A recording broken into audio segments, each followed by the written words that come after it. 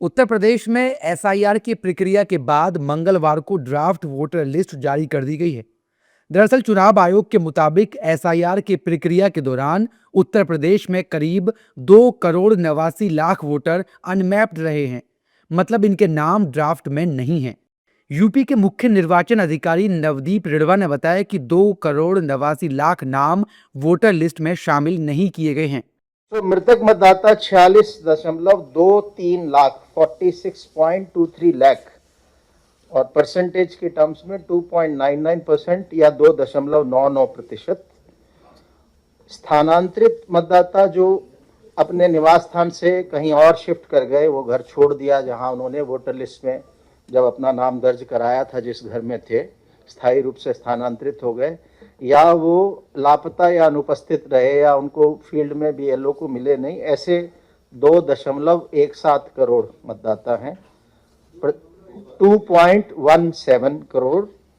और अगर प्रतिशत में कहें तो 14.06 और तीसरी श्रेणी है जो मतदाता सूची में एक से अधिक स्थानों पर पंजीकृत पाए गए, ऐसे 25.47 लाख 25.47 लाख वोटर्स थे, जो 1.65% है।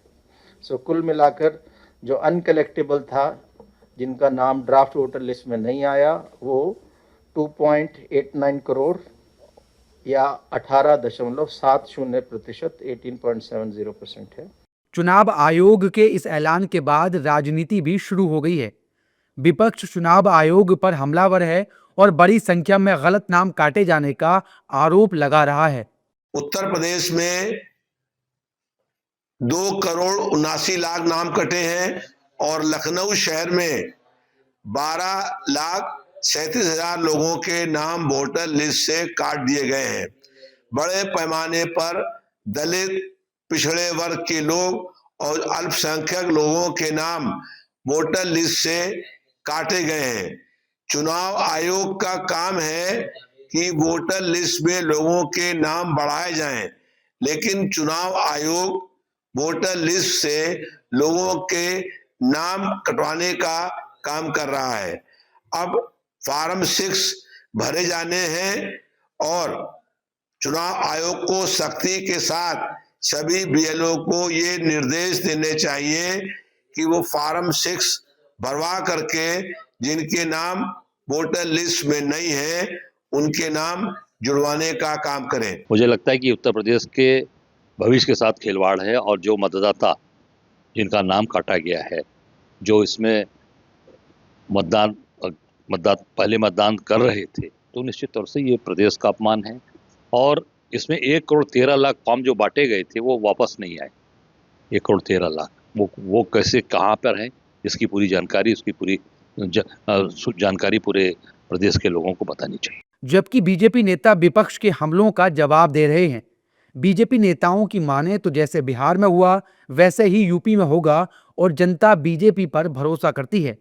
एसआईआर होने के बाद पहला आम चुनाव अगर किसी राज्य का हुआ तो बिहार का हुआ, तो बिहार की आम जनता ने जो पूर्ण बहुमत एनडीए को दिया है वह एसआईआर पर भी मोहर लगाई है, ना कि केवल गेहूं चावल या किसान सम्मान निधि या आयुष्मान कार्ड या अन्य योजनाओं पर, क्योंकि उनमें वहाँ एसआईआर होने के बाद ही चुनाव हुए हैं, जिसमें प्रचंड बहुमत मिलने का मतलब है कि बिहार की जनता एसआईआर से भी सहमत है। यही उत्तर प्रदेश में होगा।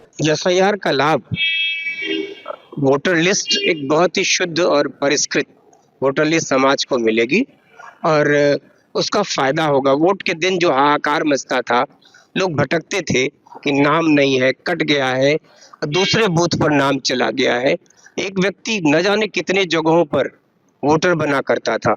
तो ये सारी चीजें आने वाले कल में अब लोगों को इस बात का यकीन रहेगा कि हमारी जो वोटर लिस्ट है बड़ी शुद्ध है, परिष्कृत है और उसका लाभ जनता को मिलेगा, समाज को मिलेगा। इस ड्राफ्ट वोटर लिस्ट के बाद मतदाताओं की भी जानकारी सामने आई है, जिसके मुताबिक फिलहाल यूपी में 12 करोड़ 55 लाख 56,025 वोटर हैं।